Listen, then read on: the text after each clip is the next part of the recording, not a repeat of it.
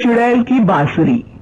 एक सुहाना सा दिन होता है और मगन, रामलाला, चंदन, राजन, तपन और गोलू के पापा गांव की बरगद के पेड़ के नीचे बैठकर अपनी शाम की गपशप कर रहे हैं। अरे रामलाला और चंदन, तुम्हारी फसल कैसी चल रही है इस साल?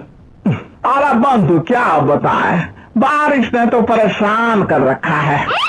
सही बात, बारिश की कमी ने दिमाग खराब कर दिया है। सरपंच गांव वालों के लिए एक खबर लेकर आता है। अच्छा मेरे गांव के भाइयों, सुनो जरा, हमारी सरकार ने किसानों के लिए शहर में एक सेमिनार का आयोजन किया है, जिसमें वो खेतों के बारे में और भी कुछ जानकारी देंगे।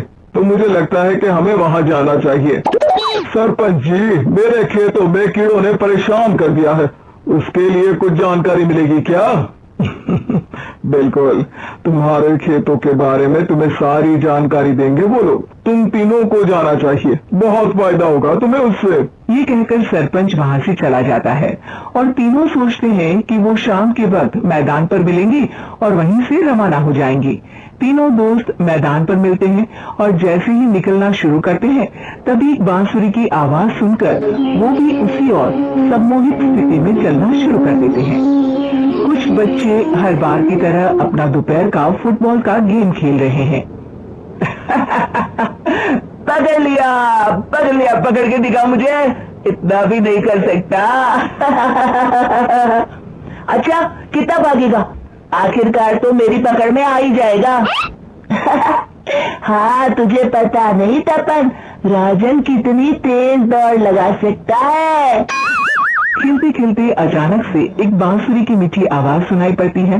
सारे बच्चे उसका पीछा करने लगते हैं। शाम हो गई है और बच्चों के घर न आने की वजह से उनकी माँ मैदान में पहुंच जाती है।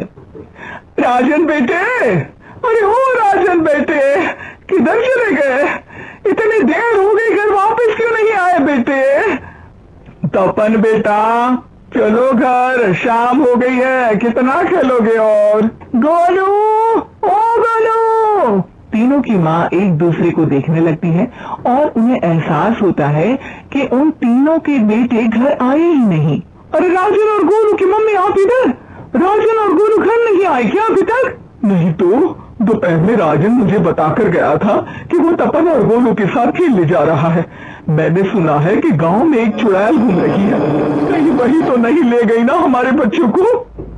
ऐसा कुछ नहीं हुआ होगा, हम तीनों अलग अलग जगह ढूंढते हैं, इधर ही खेल रहे होंगे तीनों बच्चे। ये कहकर तीनों बच्चों की माएं उन्हें ढूंढने निकल गई। बहुत देर हो गई और फिर भी तीनों बच्चे मिले नहीं। तीनों की माएं मैदान पर फिर से मिलती है। सुनिए जी, ये तीनों मिल ही नहीं रहे हैं और मेरे दिमाग में बहुत बुरे बुरे ख्याल आ रहे हैं। आप चिंता मत कीजिए, हम सरपंच से जाकर बात करते हैं, वो हमारी मदद करेंगे। गोलू की माँ से ही कह रही हो, चलो चलते हैं।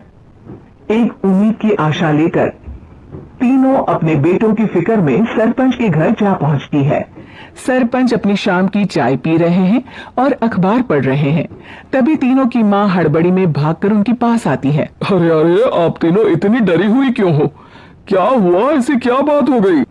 तिवारी जी, हमारे लड़के दोपहर से खेलने गए हैं और अब तक लौटे नहीं हैं। हमने उन्हें सब जगह ढूंढा लेकिन हमें वो मिले ही नहीं, इसीलिए हम भागकर आपके पास आ गए। अच्छा, इनके पिता कहाँ है? ये कुछ काम के लिए शहर गए हैं, इसीलिए हम भागकर आपके पास आए हैं। हाँ, मैं उसके बारे में भूल ही गया था। एक काम कीजिए, मुझे उस जगह लेकर चलिए जिधर वो आखिरी बार खेल रहे थे। सरपंच घर से एक डंडा लेकर तीनों के साथ मैदान की ओर निकल पड़ते हैं। तीनों मैदान पर पहुंच जाते हैं और उन्हें ढूंढने के लिए कुछ सुराग खोजना शुरू करते हैं। आपको कोई ऐसी जगह पता है जहां ये तीनों साथ में मिलते हैं? नहीं जी, ऐसी तो कोई जगह नहीं पता।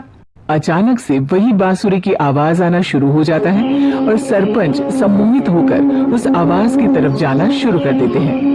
अरे तिवारी जी, आप ठीक तो हैं? कहाँ जा रहे हैं? अरे ओ तिवारी जी, वो हमें सुन नहीं पा रहे हैं क्या?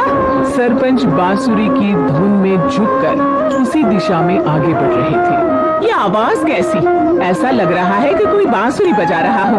हाँ, सरपंच जी भी उसी दिशा में जा रहे हैं। सरपंच का पीछा कर तीनों मैदान के टूटे हुए बंगले पर पहुंच गए और सरपंच के पीछे दरवाजे के अंदर घुस गए। तीनों बंगले के अंदर झांकते हैं तो देखते हैं कि बहुत अच्छे से संभाला गया है बंगला। उतने में एक हंसी की आवाज आती है। मेरी बांसुरी, तूने मुझे आज तक कभी तंग नहीं किया। हमेशा अपने जादू से लड़कों को खींच लाती है। ये बोलते ही राजन की माँ को तीनों बच्चे और उनके पिता वहाँ चुड़ैल के पास लेटे हुए दिखते हैं। अरे वो देखो गोलू के पापा। अरे रे, अरे गोलू की माँ, अब चुप रहिए ना जरा। उस चुड़ैल ने देख लिया तो हम भी फंस जाएंगे। इन्हें बचाएगा कौन? लगता है ये शहर गए ही नहीं और इस चुड़ैल ने इन सबको भी यही बुला लिया है। अब हमें इन्हें छुड़ाना होगा। एक काम करते हैं। राजन की मम्मी गोलू और तपन की मम्मी को एक प्लान बताती है। बिल्कुल सही कह रही हो राजन की मम्मी, चलो आज इस चुड़ैल को मजा चखाते हैं। तीनों माएं अपने छुपने की जगह से बाहर निकलती हैं और एक्टिंग करना शुरू कर देती है।